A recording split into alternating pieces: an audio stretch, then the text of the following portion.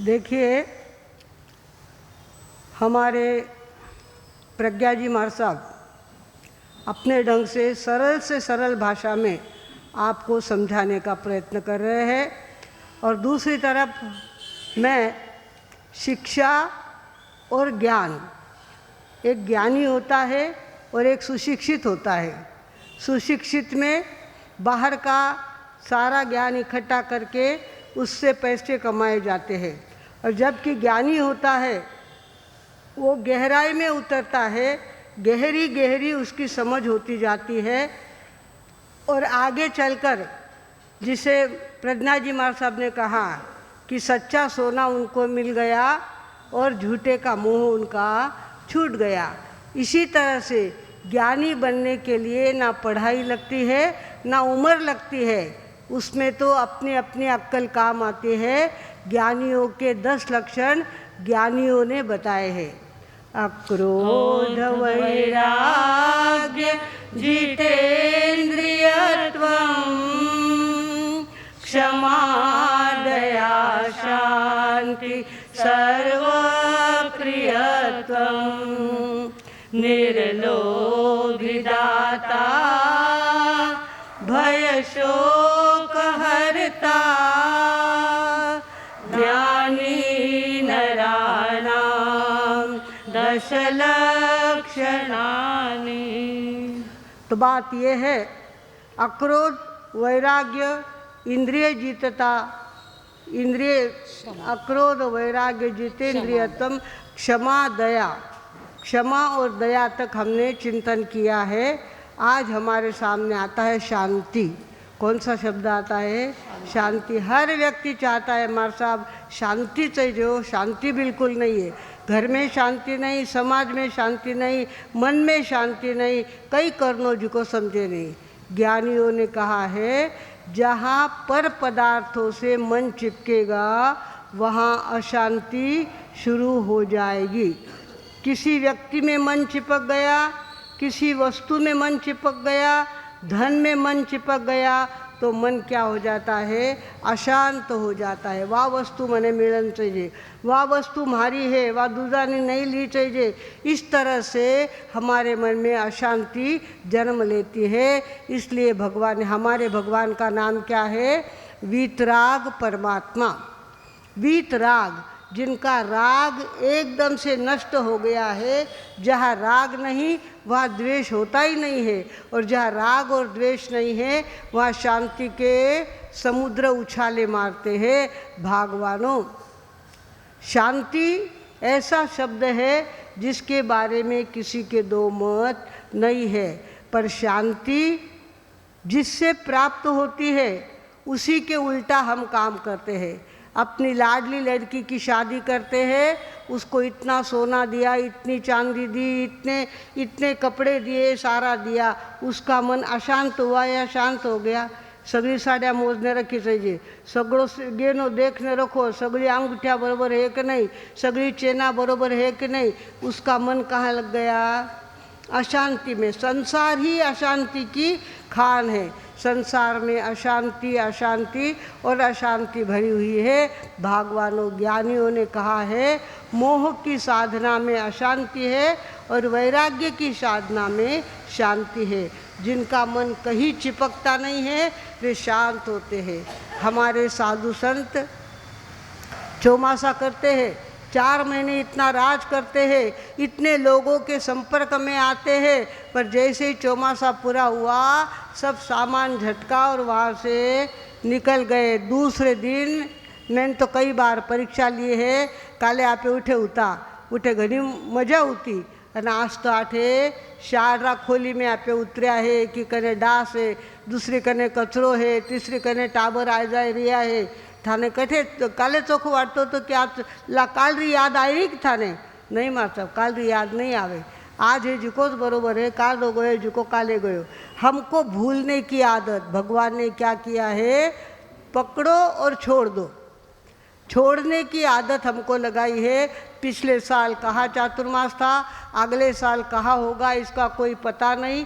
छोड़ने की आदत लगाने के कारण से वो वस्तु चिपकती नहीं, वो व्यक्ति चिपकती नहीं है। भगवान ने कहा छोड़ने की आदत लगाओ, और आप लोग जोड़ने की आदत लगाते हो। 10 तोड़ा सोनो तोड़ 15 कदी हुईला, 15 रो 20 कदी हुईला, उसमें जोड़ने की बातें करते आप, तोड़ने की बातें, छोड़ने की बातें नहीं करते। भागवानों, वैराग्य में शांति है और राग की साधना में अशांति भरी हुई है।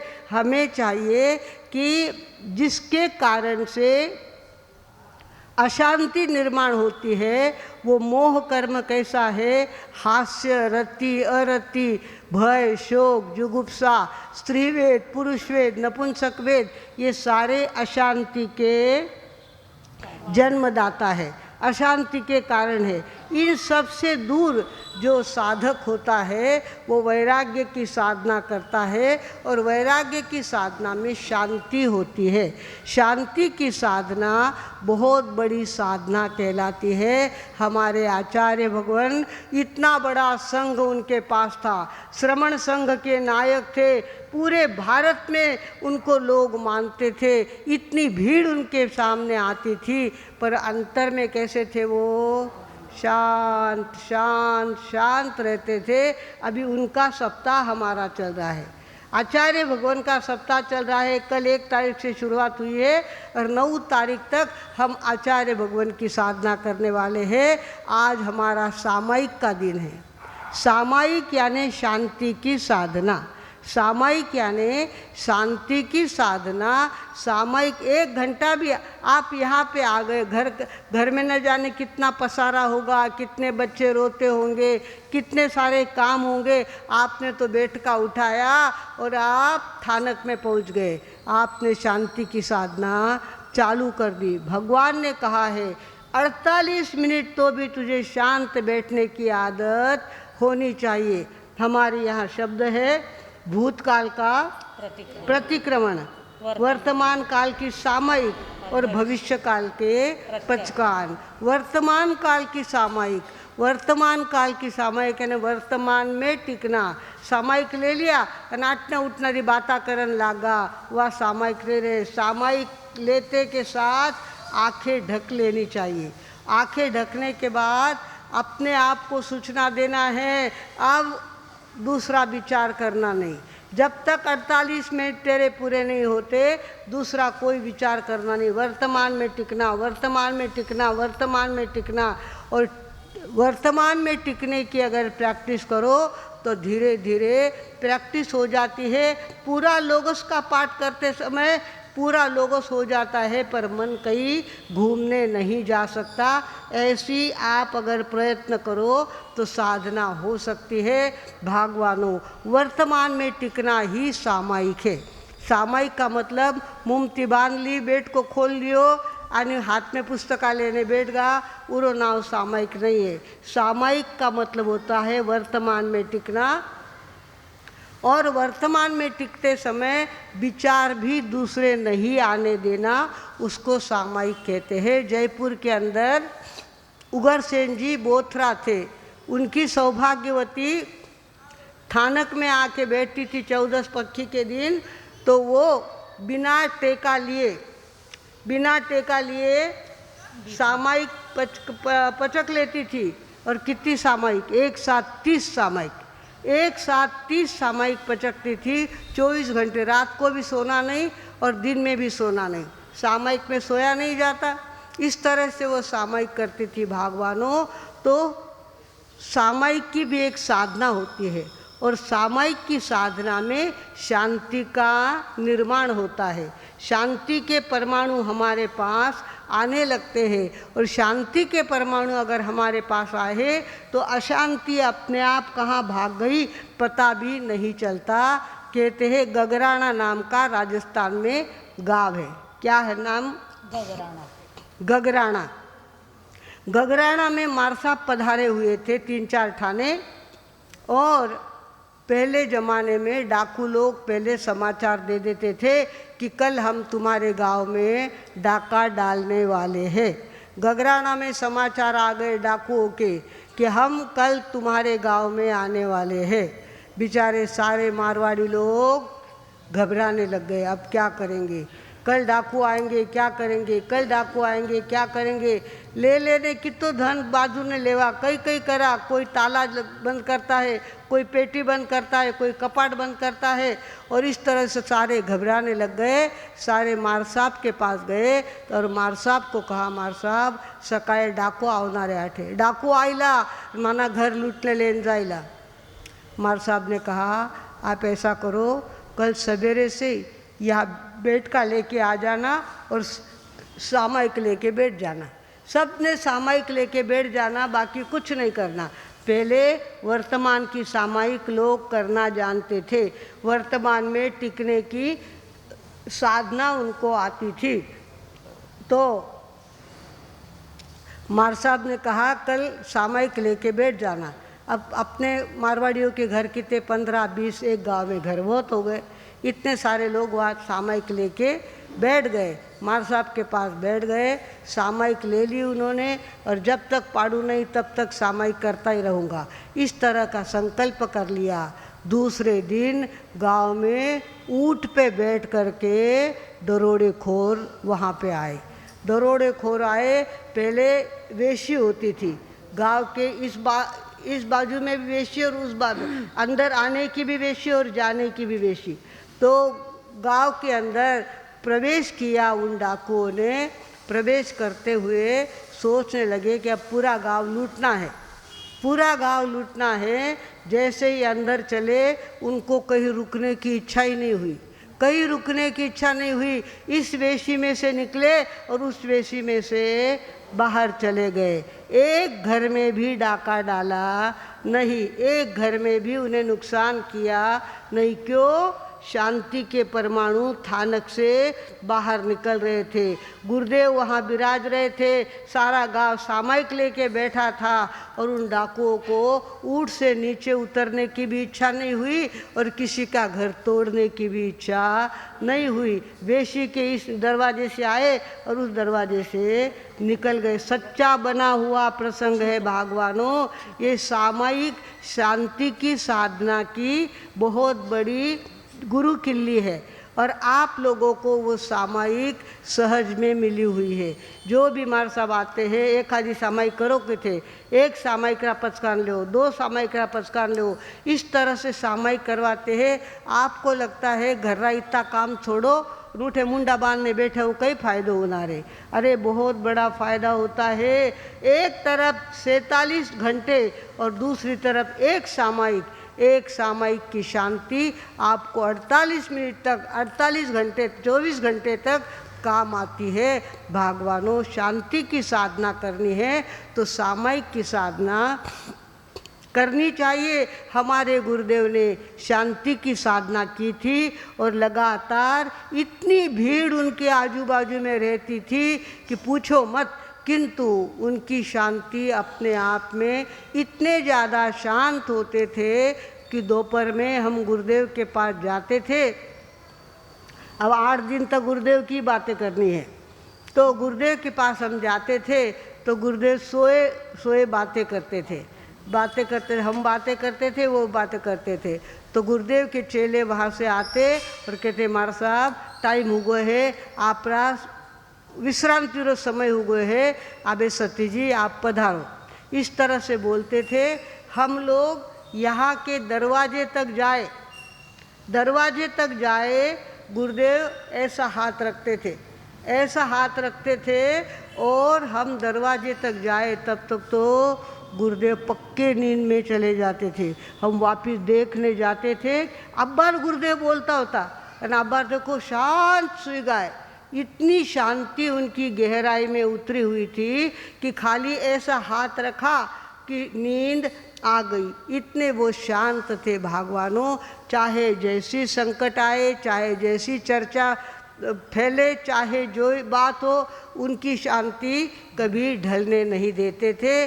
गीता में कहा है, स्थिरावला समाधित स्थित प्रज्ञ कसा से, कृष्णा सांग कसा बोले कसा चाले फिरे कसा। इस तरह से कौन प्रश्न पूछ रहा है? अर्जुन। कृष्ण को अर्जुन प्रश्न पूछ रहा है, समाधि में स्थिर होने का मतलब क्या होता है, वो कैसे चलता है, कैसे फिरता है, कैसे बोलता है। तो उसके उत्तर में भगवान कृष्ण ने कहा, कामना अंतरातील सोडूनी जो, कामना अंतरातील सर्व सोडूनी जो सये, आत्म्यातची असे तुष्ट तो स्थित प्रज्ञ बोलिला, तो स्थित प्रज्ञ बोलिला। क्या कहा? कामना अंतरातील सर्व सोडूनी जो स्वय, अंतर की कामना, उनको कुछ नहीं चाहिए। जिसको कुछ नहीं चाहिए वो बादशाह का बादशाह होता है। चाह गई चिलता गई दिल हुआ बेपरवाह, जिसको कुछ नहीं चाहिए वो है शाहनशाह। बादशाहों का बादशाह कौन होता है? जिसको कुछ नहीं चाहिए। ऐसे भगवान थे हमारे जिनको कुछ भी चाहिए नहीं था, कोई भी मांग उनके पास थी नहीं। कामना अंतरातील सर्व सोडून जो सोये, आत्म्यातची असे तुष्ट तो स्थित प्रज्ञ बोलिला। वो स्थित प्रज्ञ होता है, वो सामायिक की साधना करने वाला होता है, वो शांति की साधना करने वाला होता है। भागवानों, शांति की साधना करनी पड़ती है। शांति की साधना करने के लिए छोड़ने की आदत लगानी पड़ती है। आप तो जोड़ने की आदत लगाते हो, बेटों को भी सिखाते, देख इसको होशियार हो जा, ये तो भेड़ो करने रखनो, किरा नज़र में नहीं आउन देनो, तीन तीनदा कुल्पा खींचने देखनो पक्की कुलूप लागी है कि नहीं लागी। ऐसे बच्चों को आप सिखाते हो।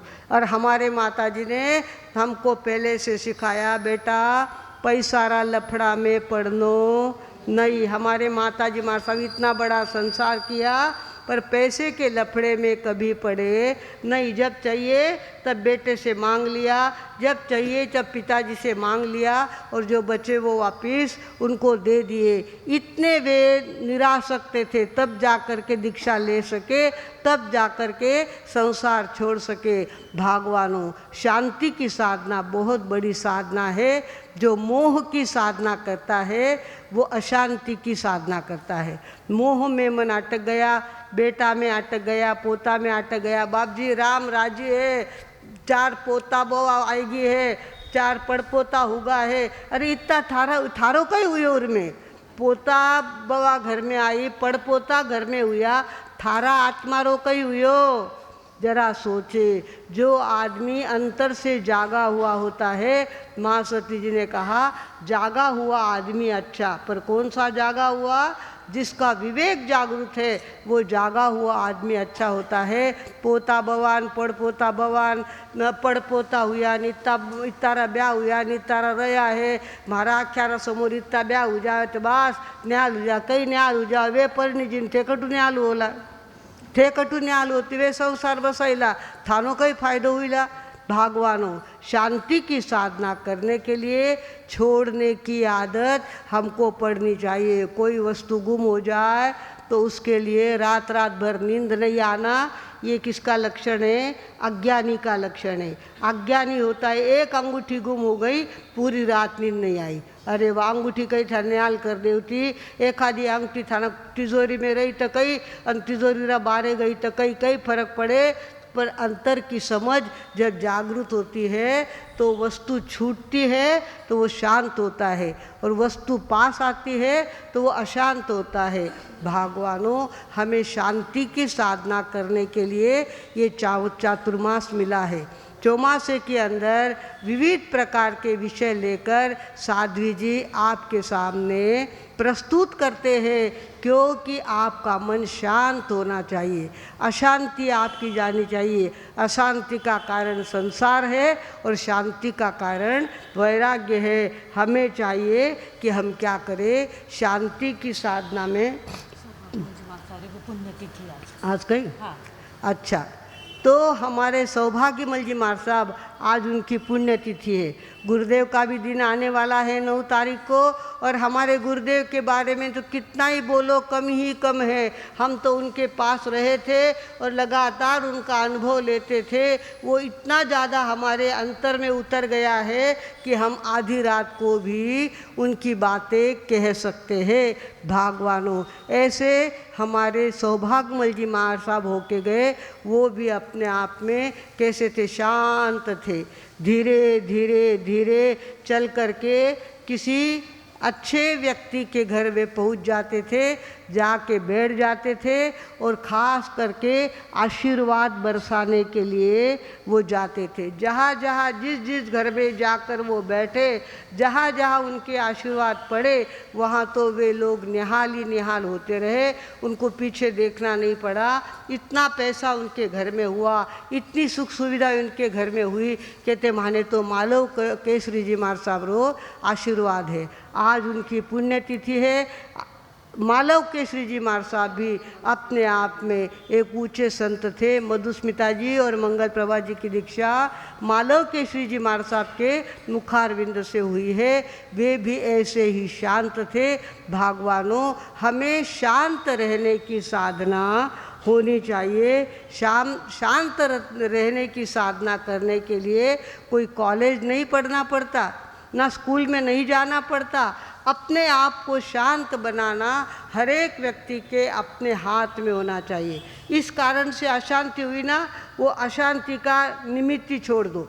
वो अशांति का निमित्त नहीं चाहिए, मुझे शांति की साधना करनी है। शांति की साधना करते करते करते धीरे धीरे आदमी शांत होने लगता है। और शांति की साधना होते होते होते ऐसी साधना होती है कि 2-4 दिन पहले ही उसके सामने उसकी मौत आने लगती है। उसका ही मन कहने लगता है, अबे आपे 4 दिन रा पावना है आठे, अबे आपला दिन थोड़ा रहा है, अपला ने संथारो लेनो। ऐसा किसके मन में आता है? जो शांति की साधना करता है, उसको उसकी मौत याद आती है। और मौत याद आने के बाद वे संथारा लेने की तैयारी कर देते हैं। हमारे जयमल जी महाराज साहब, जिन्होंने बड़ी साधु वंदना बनाई है, वे ऐसे शांत थे। 1 महीने पहले उनके ध्यान में आ गया कि अब मैं 1 महीने का मेहमान हूँ, इस दुनिया में 1 महीना रहने वाला हूँ। और उन्होंने पहले से कह दिया, उनका आचार्य पद दूसरों को दे दिया और स्वयं ने 1 महीने पहले संथारा ले लिया। और संथारा ऐसा लिया कि ना हाथ हिलाए ना पैर हिलाए, मुंह हिलाने का तो सवाल ही नहीं। सारा शांत शांत शांत करते रहे। वे एक भव अवतारी हो गए, एक भव अवतारी हो गए। दीक्षा ली तब से पहले उपवास का पारना, फिर बेला बेले का पारना का वर्षितब, तेले तेले के वर्षितब का पारना, चोले चोले का पारना, और 5-5 के पारने भी उन्होंने दीक्षा लेके किए। उनका चरित्र सुनने जैसा है। मौका आने के बाद आपके कहूँगी। तो ऐसे हमारे जयमल जी महाराज साहब ने 1 महीने पहले उनको इंट्यूशन आ गया कि अब तुझे संथारा लेना है। आचार्य पद का त्याग किया और संथारा ले लिया। भगवानों, हमें भी चाहिए कि हम अपने जीवन में शांति की साधना करें। पर यहाँ तो हमारी बहनें एक दूसरे के शॉपिंग में साथ जाती है, शॉपिंग में साथ जाती है। थे आ जाओ हमारे साथ, मैंने आज साड़ियाँ खरीदनी है, थे ब्या हाँ आ जाओ ला मिठान साथ। उतनी साड़ियाँ देखने मिळीला, क्या नाही साड़ियाँ देखनी, इतनी साड़ियाँ देखनी म्हणजे मनने अशांत करणं, इतना गेना देखना म्हणजे मनने अशांत करणं। थानकने फुकट टाइम है कहीं, थे दूसरा शॉपिंग में वास्ते जाओ और सतारो टाइम पास करो, ये अच्छी बात नहीं है। भगवानों, जिसको शांति की साधना करी है, जिन जिन बातों से अशांति बढ़ती है, वे सारी बातें हमको छोड़नी चाहिए, उनका त्याग करना चाहिए। इसलिए हमारे साधु संत उपकार करके आते हैं और धीरे धीरे आप लोगों को क्या करते हैं, 2 महीने तक कंदमूल नहीं खाना, सोगन कर लो। उतना सोगन कर ली, उतना तो दिमाग का कचरा गया ना कि आज कई शाक करनो, कांदा बटाटा तो करनाच नहीं आवे। चोमासो लाग गो एन संवत्सरी तई चौमास आते ही कंदमूल नहीं खाना है। एक बात, उतनी तो अशांति कमी हो गई ना आपकी, उतनी शांति हो गई। भगवानों साधु संत आते हैं, प्रेरणा देते हैं। इसके लिए हमारे यहाँ चातुर्मास का बहुत बड़ा महत्व है। और चातुर्मास जो आगे बढ़ता है त्यों त्यों हमारे जीवन में हमारी शांति बढ़नी चाहिए, शांति बढ़नी चाहिए। संत तुलसीदास जी ने कहा है, समदर्शी इच्छा कछु नाही, हर्ष शोक भय नहीं मन माही, अस सज्जन मम उर बस कैसे, लोभी हृदय बसहु धन जैसे। भगवान ने कहा, जैसे लोभी के हृदय में धन का आकर्षण बना रहता है, ऐसे जो समदर्शी, सबसे पहले तो भेदभाव का विषय ही नहीं चाहिए। हमारी बेटी घनी चोखी और हमारी बहू ईशी, वह वहीं से घर में क्या होती है, दीवार खड़ी हो जाती है। बेटी को ससुराल भेज दिया है, अब मेरी बहू ही मेरी बेटी है, उसके साथ मुझे कोई कपट कावा नहीं करना है। समदर्शी और इच्छा कछु नाही, किसी प्रकार की कोई इच्छा, दिन दुनी रात चौगुनी इच्छा अगर आपकी बढ़ती गई तो उसके अंदर अशांति और ज़्यादा बढ़ती है। समदर्शी इच्छा कछु नाही, हर्ष शोक भय नहीं मन माई, ना हर्ष ना शोक। हमारे गुरुदेव थे, चाहे जितना प्रिय भक्त उसकी मौत हो जाए तो वे कभी शोक नहीं करते थे। हमारे सामने का प्रसंग है, पन्नालाल जी चंगेड़िया नगर के अंदर सामायिक करके गुरुदेव को वंदना करके चले गए और 2 घंटे के बाद समाचार आया कि जब पन्नालाल जी चंगेड़िया गया परा। गुरुदेव ने खाली सुना, अच्छा पन्नालाल जी गया, इतनी बस, इसके आगे कोई विषय नहीं। वो नौकार से वापर रहे थे, नौकार से वापरने लग गए, बाकी उनको कभी हर्ष नहीं हुआ या दुख नहीं हुआ। जब पाथरडी बोर्ड का निर्माण होने वाला था, हमको लगा था शुरू में 2-2.5 लाख इकट्ठे हो गए तो बहुत बात हो जाएगी। तो वहाँ सुरेश दादा वगैरह आए थे, उन्होंने आंकड़े बोले, दान में आंकड़े बोले, और कितने इकट्ठे हो गए, 17 लाख। जहाँ 2-2.5 लाख की बातें कर रहे थे वहाँ कितने हो गए, 17 लाख इकट्ठे हो गए। हमने कहा, देवा बघा ना किती आंकड़ा गेला। गुरुदेव के मन में किसी प्रकार का कोई हर्ष नहीं था। पन्नालाल जी गए तो दुख नहीं, और 17 लाख मिले तो सुख नहीं। हर्ष शोक भय नहीं मन माही। ऐसे जो लोग होते हैं भगवान को प्रिय होते हैं, ज्ञानी लोगों को प्रिय होते हैं। भगवानों, हमारे भगवान ने, हमारे आचार्य भगवान ने जिंदगी भर शांति की साधना की। उनके जीवन में प्रसंग कोई कम नहीं आए। बहुत छोटे छोटे संतों का स्वर्गवास हो गया, अच्छे अच्छे संतों का स्वर्गवास हो गया, पर वो रोते बैठे नहीं।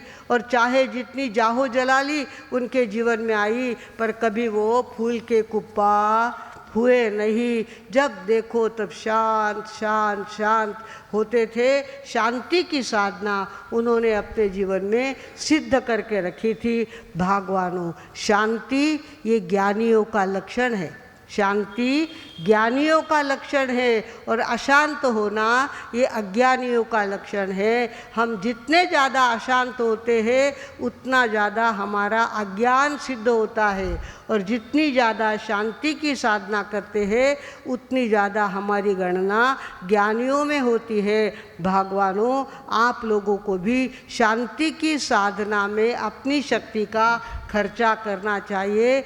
जो लोग अशांत होते हैं उनके पैर तो भी हिलेंगे, हाथ तो भी हिलेंगे, कुछ न कुछ हिलते रहता है। समझ लेना चाहिए माए घनी अशांति चालू है, माए अशांति चालू रहे, जरे पग हाले हाथ हाले कहीं न कहीं करता रहेला। और जो शांत होते हैं, हमारे गुरुदेव 5-5 घंटे एक बैठक में विराजमान होते थे।